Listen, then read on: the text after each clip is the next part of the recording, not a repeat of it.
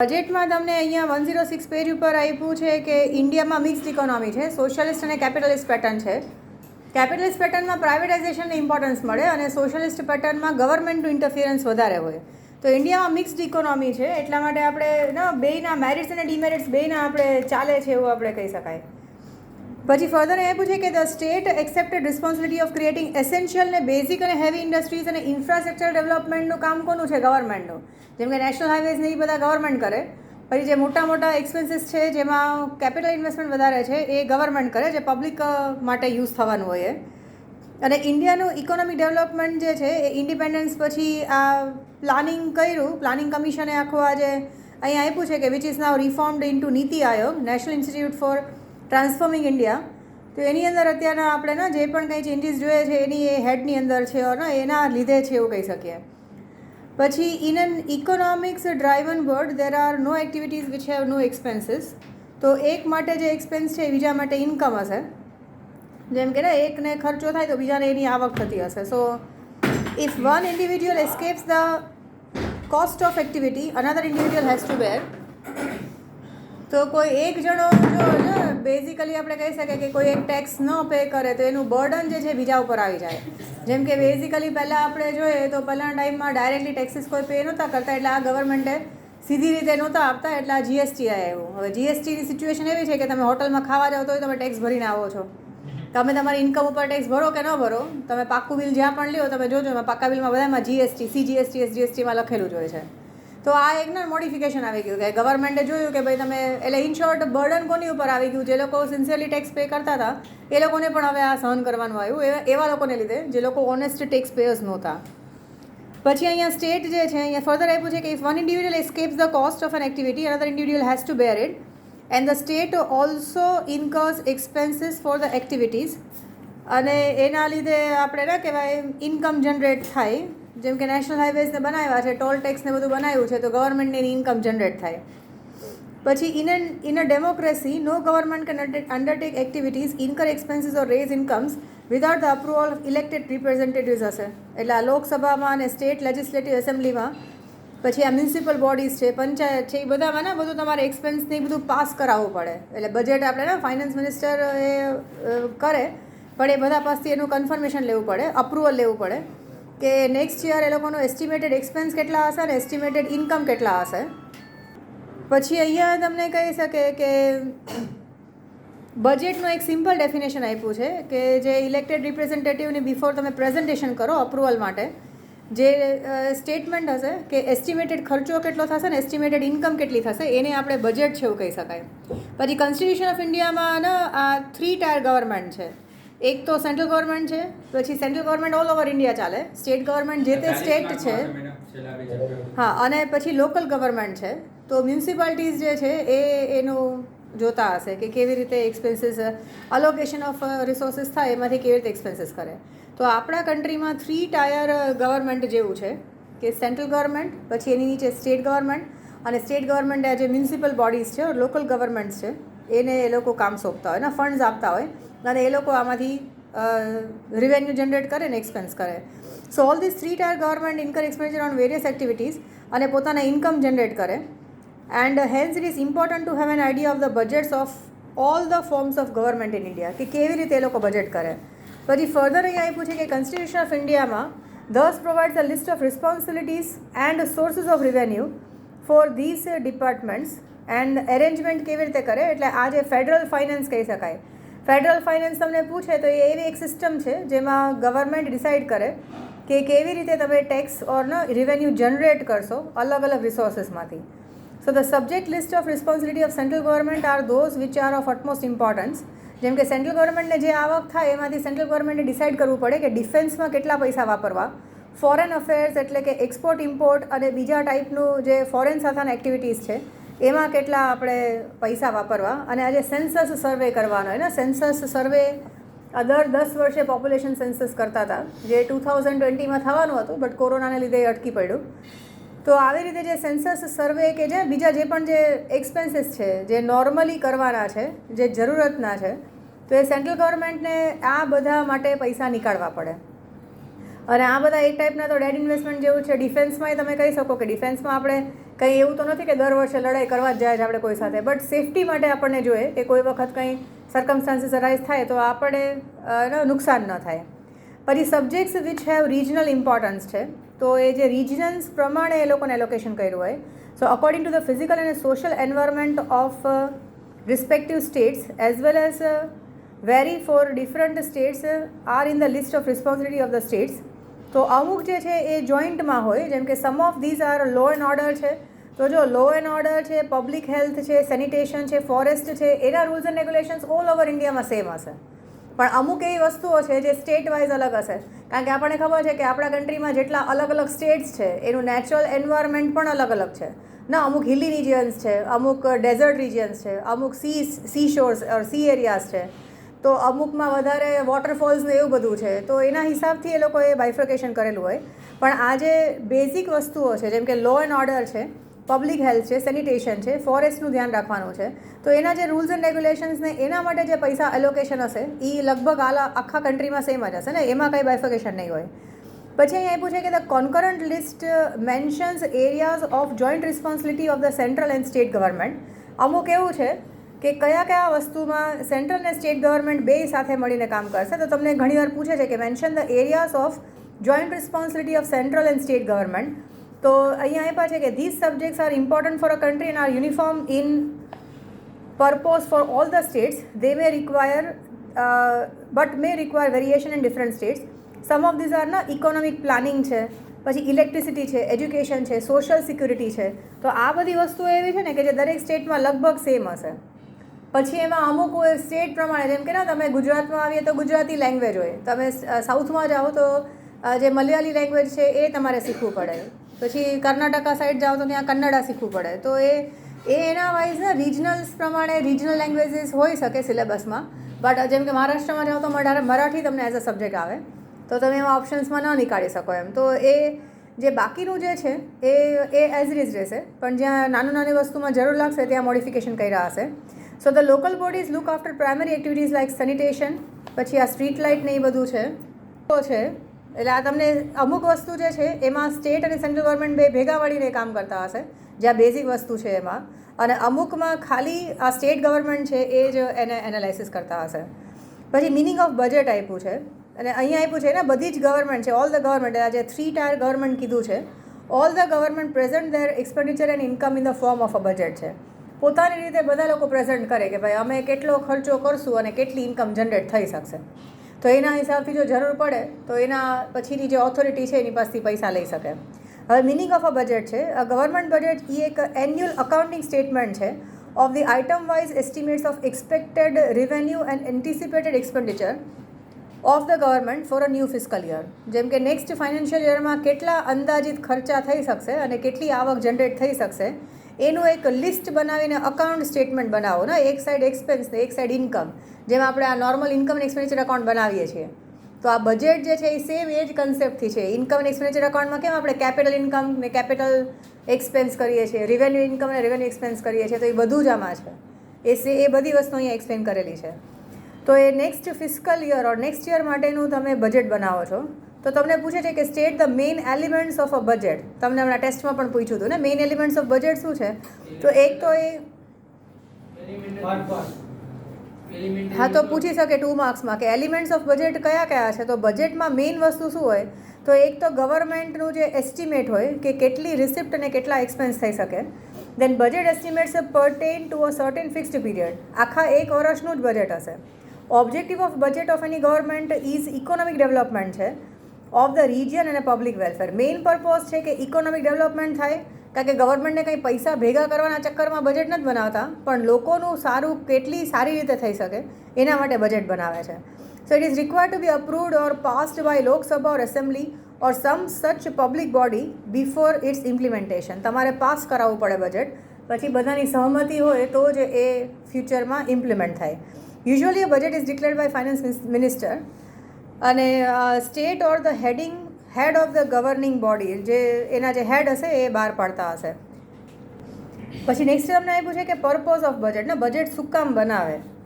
Normally આપણે કહી શકીએ કે જેમ કે ને આપણે આપણા ફેમિલીમાં આપણે વિચારતા હોય કે ભાઈ નેક્સ્ટ યર આપણે કંઈક પ્રસંગ આવવાના છે ઓર નેક્સ્ટ યર આપણે કોઈના ફંક્શનમાં જવાનું છે તો ત્યાં આટલા ખર્ચા લેવા દેવામાં કરવા પડશે. તો એ હિસાબથી આપણે એક અંદાજો કરીએ ને કે ભાઈ આ વર્ષે આટલા ખર્ચા તો આવવાના જ છે. કાં તો આપણે એક્સપેક્ટ કરતા હોય કે ભાઈ કોઈ ગેસ્ટ આવવાના છે, આટલા દિવસ આપણા ઘરે છે, એને અહીંયા ફરવા લઈ જવાના છે, તો આપણે એસ્ટિમેટ કાઢતા હોય કે ભાઈ એના લીધે આપણે કેટલા એક્સપેન્સીસ થઈ શકે એમ.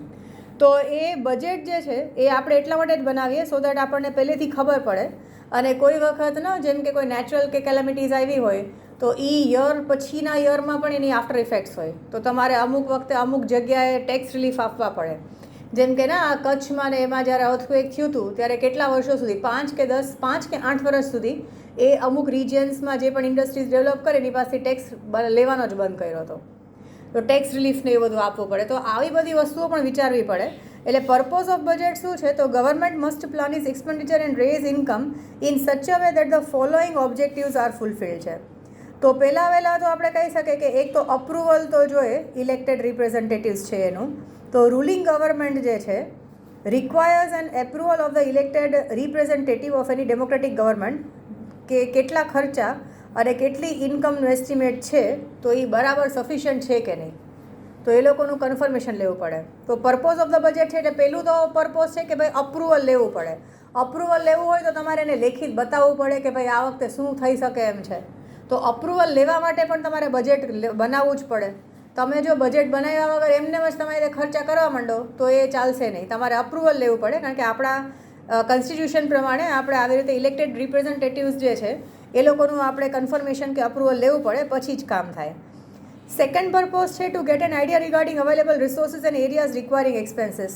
તો જેમ કે આપણે વિચાર કરીએ જેમ કે અમુક વખતે આપણે કહીએ કે જ્યારે આપણે ડેવલપમેન્ટ ઇન્ડિપેન્ડન્સ મળ્યું પછી ગવર્મેન્ટે બેઝિક અને હેવી ઇન્ડસ્ટ્રીઝના ડેવલપમેન્ટમાં વધારે ખર્ચો કર્યો હતો.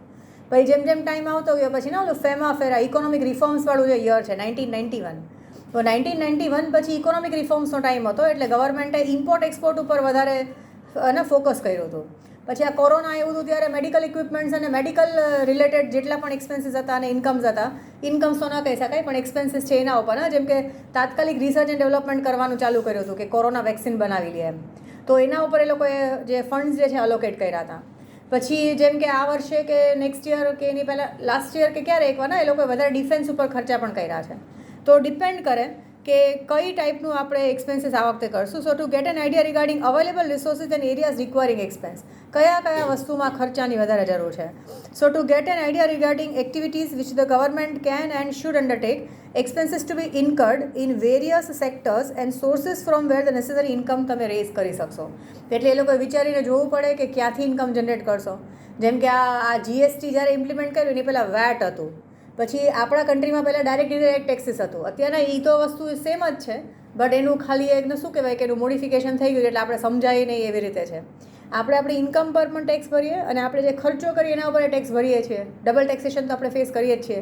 એવું તો નથી કે આપણે ઇન્કમ પર ટેક્સ ભરીએ એટલું આપણે કાં તો આપણે હોટલમાં કે તમે ક્યાંય ખાવા જાઓ ને તમે જે જીએસટી પે કરો તો એ તમારા ઇન્કમ ટેક્સ ઉપર ટેક્સ ભરવામાં તમને કંઈ રિફંડ નથી મળતું એનું. એટલે ઇન શોર્ટ આપણે ડબલ ટેક્સેશન જ છે બટ એ નેસેસરી છે એટલા માટે ગવર્મેન્ટ કરે છે. તો એટલે કહી શકાય કે સેકન્ડ છે કે આઈડિયા આપણને ખબર પડે કે રિસોર્સિસનું એલોકેશન કેવી રીતે ક્યાં કરવાની જરૂર છે. પછી થર્ડ છે કે provide direction for allocation of resources ને હાઉ રિસોર્સિસને તમે એલોકેટ કરશો અને પ્રાયોરિટી અને નીડ હિસાબથી તમે કોને ખર્ચો ક્યાં વધારે કરશો. So without preparing proper estimates some sectors will receive more funds અને બીજા સેક્ટર્સને નિગ્લેક્ટ થઈ જશે. તો એવું થાય ને બધા સેક્ટર્સને ઇમ્પોર્ટન્સ આપવું પડે. જેમ કે બજેટ બનાવે તો education, health, defence, basic facilities, પછી ઇન્ફ્રાસ્ટ્રક્ચર છે, ઇન્ડસ્ટ્રીયલ ડેવલપમેન્ટ છે, એ બધા જ એરિયાઝમાં એજ્યુકેશન છે એ બધામાં એ લોકોને એલોકેશન કરવું પડે. તો એ બધામાં એલોકેશન બરાબર થાય છે કે નહીં એ બરાબર જોવું પડે ને તો અમુકને વધારે મળે અમુકને ઓછા ફંડ્સ મળશે. પછી four knowledge of the public છે, પબ્લિકને ખબર પડે કે કઈ વસ્તુમાં કેટલા ફંડ જનરેટ થઈ શકશે તો ગવર્મેન્ટ કઈ વસ્તુ સસ્તી કરશે કઈ વસ્તુ મોંઘી કરશે એમ. So when a budget is presented people come to know of the commodities which will become cheaper અને કાં તો કઈ મોંઘી થઈ જશે ને ડિયરર કઈ થઈ જશે અને કેટલું ટેક્સ કયા સેક્ટર્સમાં વધારે ટેક્સેબલ થઈ જશે એમ. તો આપણે પર્પોઝ એટલા માટે છે, પર્પોઝ ઓફ બજેટ પૂછે તો તમારે આ બધું જ લખવું પડે. એક તો અપ્રુવલ લેવું પડે ઇલેક્ટેડ રિપ્રેઝેન્ટેટિવ્સનું. સેકન્ડ છે કે આપણને આઈડિયા જનરેટ કરી શકીએ કે અવેલેબલ રિસોર્સિસ કેટલા છે અને એક્સપેન્સીસ કેટલા આપણે કરશું. પછી આપણને જે રેવન્યુ જનરેટ થશે એની એલોકેશન ક્યાં કરશું ને, પ્રાયોરિટી અને નીડના હિસાબથી આપણે એનું એલોકેશન કરવું પડશે. કોઈ વર્ષે ડિફેન્સ ઉપર ખર્ચો કરવો પડે. કોરોના વખતે મેડિકલ જે પણ રિક્વાયરમેન્ટ હતી એના ઉપર ખર્ચો કર્યો. પછી નેચરલ કેલેમિટીઝ આવ્યા હોય તો જેમ કે ઓલા કેરલામાં ને ત્યાં અમુક ટાઈમ ફ્લડ આવી ગયું હતું, તો એ ટાઈમે એમાં ત્યાંનું રિહેબિલિટેશન માટે તમારે ખર્ચો કરવો પડે. તો એ બધા જ એક્સપેન્સ છે ના, જે ડિઝાસ્ટર મેનેજમેન્ટ માટે એ લોકોને અમુક પૈસા ફાળવવા પડતા હોય, તો એ બધું એ લોકોને ડિસાઇડ કરવું પડે આમાંથી. અને ચોથું છે કે ગવર્મેન્ટ જે પણ બજેટ બહાર પાડે એનાથી પબ્લિકને ખબર પડે કે કઈ વસ્તુ સસ્તી થાય ને કઈ વસ્તુ મોંઘી થાય. હવે એમાં તમને ટાઈપ્સ ઓફ પછી નેક્સ્ટ તમને ટાઈપ્સ ઓફ બજેટ આપ્યા છે. તો ટાઈપ્સ ઓફ બજેટમાં એક તો બેલેન્સ્ડ બજેટ હોય, અનબેલેન્સ્ડ બજેટ હોય. બે ટાઈપના બજેટ હોય, બેલેન્સ્ડ અને અનબેલેન્સ્ડ. બેલેન્સ્ડ બજેટમાં આપણે આ રિસિપ્ટ એન્ડ પેમેન્ટ અકાઉન્ટ કરતા હતા અને ઇન્કમ એક્સપેન્ડિચર અકાઉન્ટ કરતા હતા, તો બેનો ટોટલ સેમ હોય તો નો પ્રોફિટ નો લોસ સિચ્યુએશન હોય તો એ બેલેન્સ્ડ બજેટ છે, જેમાં એક્સપેન્સ ઇક્વલ ટુ જ ઇન્કમ છે. પછી અનબેલેન્સ્ડ બજેટમાં કાં તો ડેફિસિટ હોય. ડેફિસિટ ક્યારે હોય? જ્યારે ખર્ચા વધારે હોય ને આવક ઓછી હોય, જે આપણે આ નોન ટ્રેડિંગ કન્સન્સમાં કરીએ છીએ. અને સરપ્લસ ક્યારે હોય? જ્યારે ઇન્કમ વધારે અને ખર્ચા ઓછા છે. તો આપણે આ સરપ્લસ બજેટના તો સપના જ જોવાના, એમ એ તો આપણે કરી નથી શકતા. પછી આપણને પાછું શીખવાડે ઊંધું જતું આમાં. એ જો અહીંયા આગળ લખેલું છે 108 પેજ પર તમને આપ્યું છે કે how many sides are there in an accounting statement of a budget અને વિચ આર દે છે. તો આમાં તમને કીધું છે જેમાં ડબલ એન્ટ્રી બુકિંગ સિસ્ટમ હોય એના હિસાબથી all budgets are balanced as the credit income side and debit income side always same છે ને. આપણે ઇન્કમ એક્સપેન્ડિચર અકાઉન્ટ બનાવીએ તો બે સાઇડ આપણે ટોટલ સેમ જ લખીએ છીએ. પછી ડિફરન્સ હોય, કાં તો ડેફિસિટ હોય કાં તો સરપ્લસ હોય. એટલે એ કહેવા માંગે છે કે બે સાઇડ ટોટલ સેમ જ હોય એમ. પછી however in the present reality government budgets may be balanced or unbalanced. એટલે બેલેન્સ્ડ અનબેલેન્સ્ડ એટલે ને ડેફિસિટ કાં તો સરપ્લસ હશે. બેલેન્સ્ડ હશે તો income is equal to expense હશે. હવે બેલેન્સ્ડ બજેટ કેવું હોય? તો this means government plans its expenditure in such a way that those can be just made from the likely sources of revenue. એટલે government એમ વિચારે કે ભાઈ જેટલી રેવન્યુ કમાશું ને એટલા જ ખર્ચા કરશું, વધારે કાંઈ ખોટા ખર્ચા નહીં કરીએ, કારણ કે પૈસા આવશે તો ખર્ચશું. એવું લોજિક હશે આમાં બેલેન્સ્ડ બજેટમાં. Then these depicts an ideal situation and such a budget is impractical in real sense in the developing countries. Developed countries અને જે વધારે એડવાન્સ્ડ કન્ટ્રીઝ હશે એ લોકો માટે પોસિબલ છે, પણ જે આપણા જેવા ડેવલપિંગ કન્ટ્રીઝ છે એના માટે આ થોડું ડિફિકલ્ટ છે. Government have many developmental responsibilities and therefore they cannot plan expenditure within given revenue constraints. એટલે ગવર્મેન્ટને કારણ કે બીજી ઘણી બધી જવાબદારી છે આપણા ડેવલપિંગ નેશન્સમાં, એટલા માટે ગવર્મેન્ટ એવું બંધાઈને ન ચાલી શકે કે ભાઈ આવક થશે તો જ ખર્ચો કરશું એમ. એટલે એ ડેવલપિંગ કન્ટ્રીઝ માટે આ બેલેન્સ બજેટ છે નહીં. Government have many even developed countries have to keep on increasing there expenditure after defence and to maintain there growth rate or developed in newer direction. એટલે ઇવન ડેવલપિંગ ઓર developed countries છે એ પણ balance બજેટમાં બહુ વિશ્વાસ નથી કરતા કે ભાઈ જેટલી ઇન્કમ થાય એટલો ખર્ચો કરશું, કારણ કે એનો મતલબ એમ થાય કે તમે જેટલું આવે છે એટલું જ ખર્ચશો, તો તમે તમારા તરફથી કંઈ વધારે નથી કરતા પબ્લિક માટે. પછી મેરિટ્સ ઓફ બેલેન્સ્ડ બજેટ છે.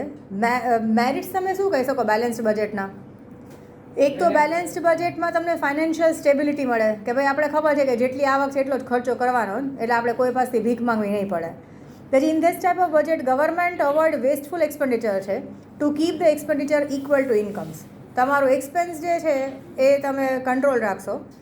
પછી since the government keeps expenditure in control to match the income, it does not have to impose additional taxes on the people to raise extra income to meet the undue expenditure. એટલે આમાં government પોતે જો ધ્યાનથી કરશે તો એક તો financial stability આવશે, પછી ગવર્મેન્ટને પોતાના ખોટા ખર્ચા બંધ થઈ જશે ને. એ લોકોને ખબર છે કે ભાઈ આવક આવે એટલું જ ખર્ચવાનું છે, અને પબ્લિકને જો ખબર હશે તો અહીંયા એવું કહી શકાય કે વેસ્ટફુલ એક્સપેન્ડિચર પોતાના એ નહીં કરે અને ફાઇનાન્શિયલ સ્ટેબિલિટી આવશે, અને ગવર્મેન્ટ એક્સપેન્ડિચર જે છે ને એ કંટ્રોલમાં રાખશે, અને સો દેટ એને એડિશનલ ટેક્સ ન લગાવવું પડે પબ્લિક આગળથી. ડીમેરિટ શું કહી શકો? તો ડીમેરિટ્સમાં એક તો ઇકોનોમિક ગ્રોથ અને વેલફેર જે છે ને એ આપણે થોડું કર્ટેલ થઈ જાય, કારણ કે ગવર્મેન્ટ પોતે વિચારે કે ભાઈ ખર્ચો કરી શકાય એમ નથી ને, ક્યાંય પણ કંઈક કોક માંગવા જાય. એટલે ગવર્મેન્ટ આમાં બેલેન્સ્ડ બજેટમાં એમ જ વિચારે છે કે આવક થશે તો ખર્ચો કરશું, એમ પોસાશે એટલું કરશું, એવું એટીટ્યૂડ રાખે લોકો. તો બેલેન્સ્ડ બજેટ છે એ કોઈ પ્રિફર નહીં કરે, કારણ કે એના ડીમેરિટ્સ પણ છે કે એવું દેખાશે કે ગવર્મેન્ટ આપણે જેટલા આપશું એટલા જ આપણી પર ખર્ચશે, તો નવું શું કર્યું એમ. એટલે ગવર્મેન્ટ ઉપર ધીમે ધીમે ટ્રસ્ટ ઉડવા લાગે જો ગવર્મેન્ટ આવી રીતે બેલેન્સ્ડ બજેટ બહાર પાડે તો. પછી if government does not restrict expenditure and if it raises tax in order to increase income to match the excess expenditure, જેમ કે બેલેન્સ્ડ બજેટમાં ગવર્મેન્ટથી પહોંચાયું નહીં ઇન્કમ ગેધર કરવામાં, તો પછી એ લોકો ઇન્કમ ગેધર આવે એટલે ટેક્સ વધારે કરીને જો કરે તો ગવર્મેન્ટનું ખરાબ લાગશે અને એક્સેસિવ ટેક્સ બર્ડન લીધે પબ્લિક જે છે એને ગવર્મેન્ટ ઉપર ટ્રસ્ટ વયું જશે. પછી Adam Smith was in favour of balanced budget, પણ જેમ કીન્સ હતા, જેને ના કીન્સને ઇન્ટરેસ્ટ થિયરી આપ્યું છે, તો એને asserted that in case of balanced budget government do not spend enough to maintain full employment, and in other words, in order to maintain full employment, government must incur more expenditure in the economy if required. એટલે balanced budget કરતાં unbalanced બજેટમાં એમાં પણ જો surplus હોય તો ઠીક છે ને, તો ડેફિસિટ બજેટ પણ એટલું ખરાબ નથી. અને એ આપણને સૌથી જે ઇઝી હોય ને એ જ આપણે શીખીએ ને, હાર્ડ આપણે શીખી ના શકીએ, સ્પેશિયલી ગવર્મેન્ટ જે છે. તો અહીંયા આપ્યું છે કે total expenditure and total income in such a budget are not equal, તો એને આપણે અનબેલેન્સ્ડ બજેટ કહી શકાય. તો ડેફિસિટ બજેટમાં ના એન્ટિસિપેટેડ ટોટલ એક્સપેન્સ છે એ વધારે છે એન્ટિસિપેટેડ ટોટલ ઇન્કમ કરતાં.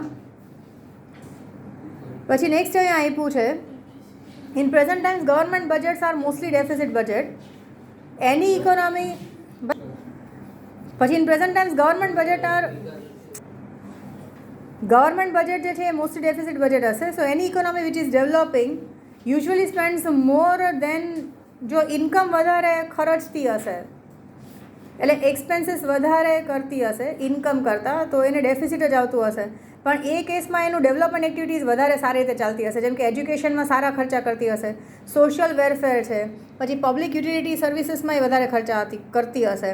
સો while owing to lower economic development income from taxes and other sources are lower, તો પણ એ ગવર્મેન્ટ આનામાં એક્સપેન્સ કરતી હશે. So in develop countries expenditure on defence, research etcetera are higher and even such countries have a deficit budget. તો even develop કન્ટ્રીઝમાં પણ research અને ડેવલપમેન્ટ ઉપર અને ડિફેન્સ ઉપર જો વધારે ખર્ચો થતો હશે તો એ કેસમાં ડેફિસિટ બજેટ આવતું હશે ખરાબ. પછી ડેફિસિટ બજેટ પછી તમને સરપ્લસ બજેટ આપ્યું છે, તો સરપ્લસ બજેટમાં તમારા ખર્ચો ઓછો છે ને આવક વધારે છે. સો આ કેસમાં આપણે કહી શકીએ કે ગવર્મેન્ટ સક્સેસફુલી સિટીઝન્સ આગળથી રેવન્યુ જનરેટ કરી લે છે બાય વે ઓફ ટેક્સીસ, અને એના માટે ખર્ચો પણ કરી લે છે તો પણ બચે છે. So the overall development and welfare activities will be lower in an economy, અને reality most government do not do this. એટલે આમાં જાણે એવું લાગે કે ગવર્મેન્ટ પ્રોફિટ કમાવા બેઠી હોય ને એવું લાગે સરપ્લસ બજેટમાં. એટલે સરપ્લસ બજેટ યુઝ્યુઅલી કોઈ ગવર્મેન્ટ પ્રિફર નહીં કરે, કારણ કે ગવર્મેન્ટ જ્યારે કોઈ પણ આ બધું બજેટ પ્રેઝન્ટ કરશે તો ઘણા બધા પબ્લિક એના ઉપર શું કહેવાય નજર લગાવ્યા હશે કે ભાઈ આ ગવર્મેન્ટ શું કરે છે અમારા માટે. પછી એના હિસાબથી એ લોકો નેક્સ્ટ યર ઇલેક્શનમાં બીજા લોકોને સિલેક્ટ કરે કેવું કરે. એટલા માટે જે પણ ગવર્મેન્ટ હશે એ કાં તો આ ડેફિસિટ બજેટ ચલાવશે કાં તો બેલેન્સ બજેટ તરફ ટ્રાય કરશે, પણ હંમેશા એ પણ ચેક કરશે કે ક્યારે પણ એવું ન થાય કે ખર્ચા એ કરે નહીં જરૂર હોય ત્યાં પણ. પછી તમને મેરિટ્સ આપ્યા છે કે ડેફિસિટ બજેટના મેરિટ્સ કેટલા શું કહી શકાય. તો એક તો ડેવલપમેન્ટ એક્ટિવિટી સારી રીતે થઈ શકે જ્યારે ગવર્મેન્ટ ઇન્કમ નથી જોતી પણ ખર્ચા દિલ ખોલીને કરે છે એમ પબ્લિકના સારા માટે. તો એટલે આપણે ઇકોનોમિક ડેવલપમેન્ટની બધું સારી રીતે થઈ શકે. So in times of low economic activity government વધારે ખર્ચો કરે તો ઇન્વેસ્ટમેન્ટ ને બધું વધારે કરે તો એમ્પ્લોયમેન્ટ ઓપોર્ચ્યુનિટીઝ વધારે સારી રીતે જનરેટ થઈ શકાય. અને એ કેસમાં કોઈ ડિપ્રેશન કે ઇકોનોમિક ક્રાઇસિસ હોય તો એ કેસમાં ઇકોનોમિક ગ્રોથ થઈ શકે અને જલ્દીથી એ ડિપ્રેશનમાંથી એ દેશ જે છે એ બહાર આવી શકે જો ગવર્મેન્ટ ડેફિસિટ બજેટ ફોલો કરતી હશે તો. પછી tax burden upon people is lower, જેમ કે ટેક્સ ઓછો ચાર્જ કરે એટલે ગવર્મેન્ટ પોતે એક્સપેન્સીસ વધારે કરશે પણ ટેક્સ ઓછો કલેક્ટ કરશે, પછી ભલે ડેફિસિટ આવે તો એ રીતે લોકોને પણ સારું પડે, એ લોકો ઉપર ટેક્સ બર્ડન વધારે નહીં હોય. અને લોવર અને taxes expenditure are high and incomes are lower and taxes are a source of income for the government. તો સોર્સ ઓફ ઇન્કમ છે ટેક્સ એના માટે, તો પણ એ ટેક્સ ઓછા રાખશે. ડીમેરિટ શું કહી શકો, એક તો ડેપ્ટ બર્ડન વધી જાય. આપણી પાસે પૈસા હોય તો ઠીક છે કે આપણે ડેફિસિટ બજેટમાં ચલાવીએ, પછી આપણને પોતાને જ ચલાવવા માટે ભીખ માંગવી પડે બીજા દેશ પાસેથી કાં તો ઇન્ટરનેશનલ મોનિટરી ફંડ કે વર્લ્ડ બેંક પાસેથી, તો એ કેસમાં એ આપણું ડેપ્ટ વધતું જશે. Deficit in the budget also shows the government do not have a control on expenditure. એટલે ગવર્મેન્ટ વેસ્ટફુલ એક્સપેન્ડિચર કરે છે એવું પ્રૂવ થઈ જાય કે ગવર્મેન્ટ જ્યાં ખર્ચા કરે છે એટલું ઉકાળી નથી શકતા એમ. ગવર્મેન્ટ ખર્ચા તો બહુ કરે છે પણ એ ખર્ચાનું જે આપણને જે શું કહેવાય બેનિફિટ મળવા જોઈએ એ મળતા નથી. પછી અહીંયા તમને આપ્યું છે કે આ ડીમેરિટ્સમાં તમે કહી શકે એક તો ડેપ્ટ બર્ડન વધી જાય. Deficit in the budget also shows the government do not have a control on expenditure, and in case of high deficit it can also conduct that the tax revenue collected from public is going to be going in a wasteful expenditure. જેમ કે high deficit હોય અને government એમાં tax collect પણ કરે તો પણ ગવર્મેન્ટની ઇનએફિશિયન્સી છે કે ગવર્મેન્ટ જ્યાં ખર્ચા કરે છે એ ખર્ચાનું કાંઈ વળતું નથી.